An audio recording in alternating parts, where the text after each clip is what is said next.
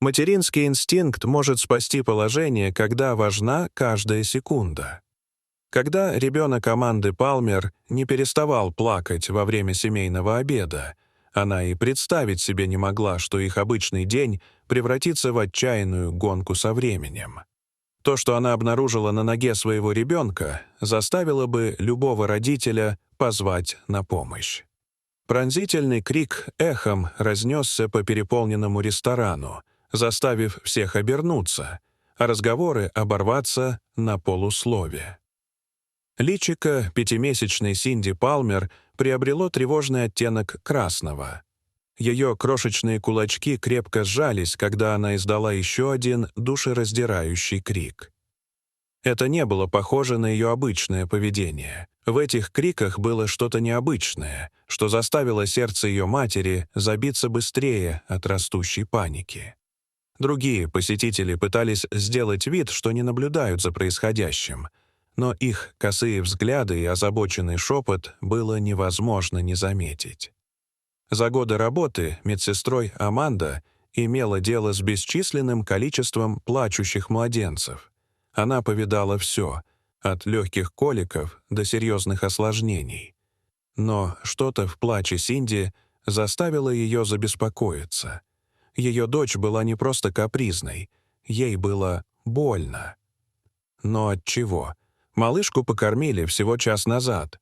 Ее подгузник был чистым, и она была удобно одета.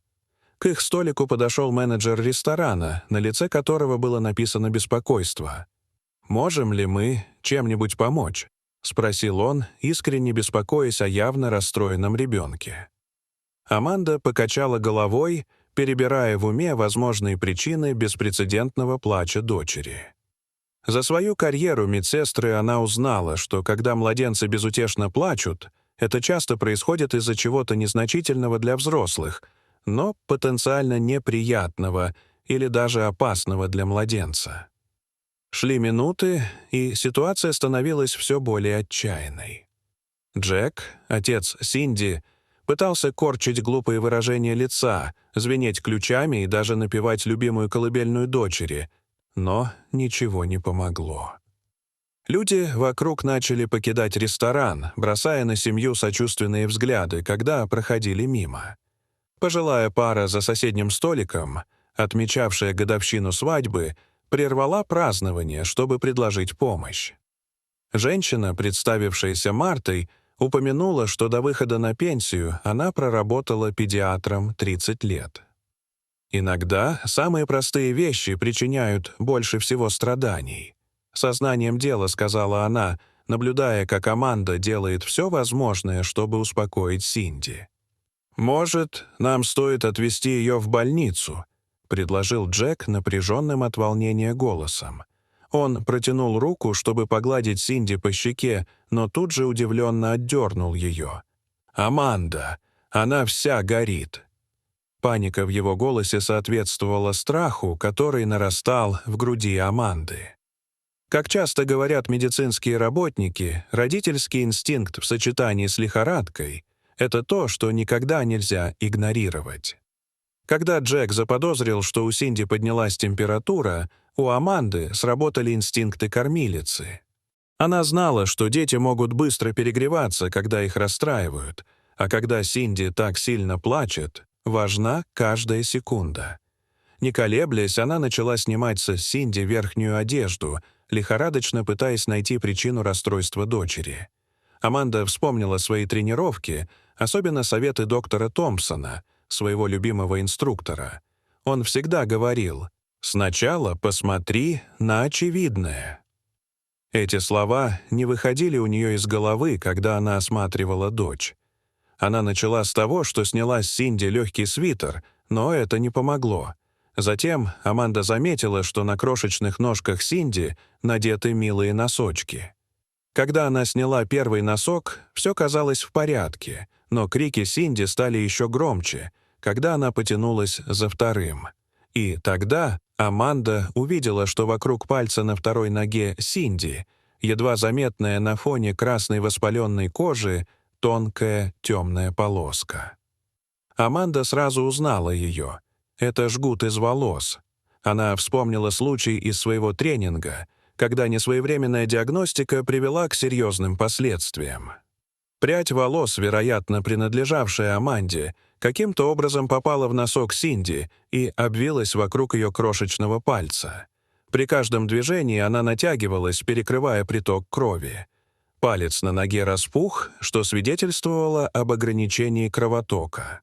Аманда знала из своего медицинского образования, что это состояние может быстро стать критическим, если не принять срочных мер. В тяжелых случаях волосяные жгуты могут привести к омертвению тканей или даже ампутации. Это состояние особенно опасно для младенцев, поскольку их ткани очень нежные, и кровообращение в них может быстро нарушиться. В таких ситуациях время имеет решающее значение, и, хотя ожидание скорой помощи может показаться безопасным решением, немедленные действия могут предотвратить серьезный ущерб. Как медсестра, Аманда знала, что каждая минута ограничения кровотока может привести к повреждению пальца на ноге Синди. Она также знала, что у нее есть инструменты, чтобы справиться с этим, если только она сможет держать руки достаточно твердо. Аманда всегда носила с собой в сумочке небольшую медицинскую аптечку. Привычка, которая появилась у нее в первый год работы медсестрой, когда она стала свидетельницей инцидента с удушьем в продуктовом магазине. «Джек, мне нужно, чтобы ты держал ее абсолютно неподвижно», проинструктировала Аманда, и ее голос сменился с материнского, охваченного паникой, на сосредоточенный, как у медицинского работника. Было заметно, как изменился ее тон. Именно таким голосом она говорила в отделении неотложной помощи, привлекая к себе внимание и вселяя уверенность. Она достала из своей аптечки пару точных пинцетов и увеличительное стекло. Инструменты, которые казались почти комично маленькими для такой серьезной ситуации. В ресторане воцарилась тишина, и все наблюдали за происходящим. Рядом стояла официантка, готовая помочь. Марта и ее муж придвинулись ближе, предлагая поддержку. Управляющий расчистил место, предоставив семье пространство, но позаботившись о том, чтобы помощь была поблизости. Это ободрение придало Аманде больше уверенности. Она глубоко вздохнула и взяла себя в руки точно так же, как она делала это в бесчисленных медицинских ситуациях до этого. Волосы плотно обвились вокруг пальца Синди, так что даже пинцет было трудно подвести под них. Первая попытка не удалась, и Синди закричала громче. На лбу Аманды выступил пот, когда она попыталась снова. Вторая попытка оказалась успешной. Ей удалось схватить волосы, но это было не так просто, как просто выдернуть их. Волосы нужно было аккуратно разматывать, чтобы избежать дальнейшего повреждения. Каждое движение должно было быть точным, нежным и медленным. Аманда научилась этому за долгие годы, но никогда не думала, что ей придется применить это на собственном ребенке. Минуты казались часами, пока она работала, полностью сосредоточившись на пальчике своей малышки. Джек успокаивал Синди, шепча слова утешения, которые Синди не могла слышать. Марта тихо давала советы, основанные на ее многолетнем опыте. Наконец, Аманде удалось удалить волоски, и красный цвет с пальца Синди начал исчезать. В воздухе повисло ощутимое облегчение, когда плач ребенка затих. Аманда рухнула на стул, измученная, но благодарная. Ситуация была кошмарной, но ее подготовка и немного везения помогли ей вовремя спасти ребенка. Но Аманда знала, что опасность еще не миновала. Ее медицинское образование подсказывало ей, что последствия жгута для волос могут быть такими же серьезными, как и первоначальная проблема. Волоски оставили глубокую бороздку вокруг всего пальца на ноге Синди. Кожа местами была повреждена, что повышало риск заражения.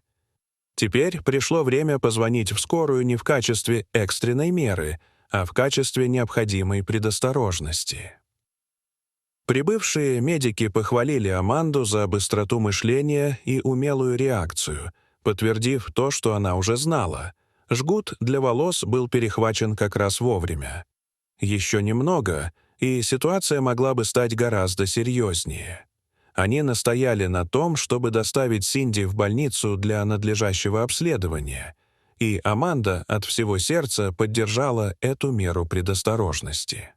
В больнице лечащий врач, доктор Оливия Уолберг, объяснила, что это заболевание встречается чаще, чем думает большинство людей.